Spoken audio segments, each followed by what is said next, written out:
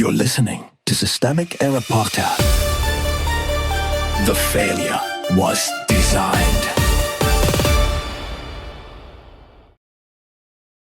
U.S. at turning point in Trump's imperial project, top historian, based on an article by Nick Hilden. Trump's project is not a warning. It is the power structure already operating. What the source actually says, a historian, Timothy Snyder, argues that the United States is at a turning point under Donald Trump, and that the country may be moving toward decline rather than a neat, stable dictatorship. He points to patterns he associates with Russia: media centralization, weakened local reporting, and social media used to intensify authoritarian politics. That is the context. The political meaning is sharper than the article lets on.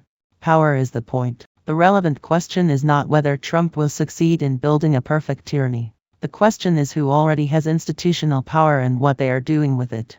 The source names the Trump people, and that is the correct place to start. Trump is not a commentator on disorder. He is the operator of it. The story is about a governing faction that treats institutions as raw material, break the press, narrow the information field, normalize permanent crisis, and call the damage history. That is not drift. It is design. The article softens deliberate harm. The weakest part of the framing is its tendency to turn active political construction into an abstract civilizational mood. Turning point, imperial decline, postmodern tyranny can sound analytical, but they also blur responsibility if they are allowed to float above the people making choices. The source does identify Trump and his circle, yet the larger structure remains clear. Someone is doing this. Institutions are not collapsing by weather. They are being pushed. When media is centralized and local reporting is destroyed, that does not happen by accident. When social platforms are turned into vehicles for authoritarian politics, that is not confusion. It is an environment being shaped for control. Russia is a clue, not a metaphor. Snyder's comparison to Russia matters because it names a pattern of rule, not a style of rhetoric. Hydrocarbons, media centralization, and propaganda are not ornamental details, they are mechanisms of political power. The United States does not need to become a seamless one-man state to suffer serious democratic damage. Fragmentation, institutional decay, and public disorientation can do the work just as well. That is the point the article gets closest to and still underplays. Authoritarianism does not have to look tidy. It can look like institutional sabotage dressed up as national destiny.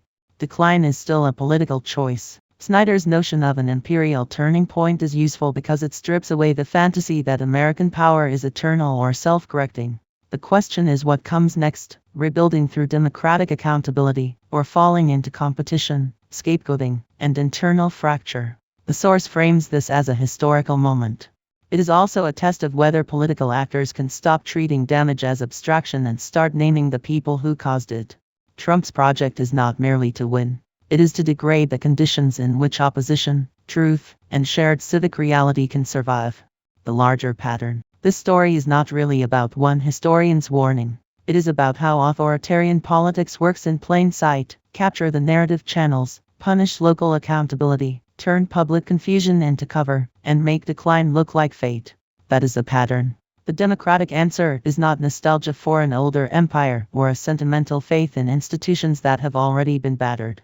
It is disciplined opposition to the people breaking them, and an unsparing account of how power is being used. You've been listening to Systemic Error. Thanks to AlterNet for today's article. With the automated voice of Sam, thanks for listening.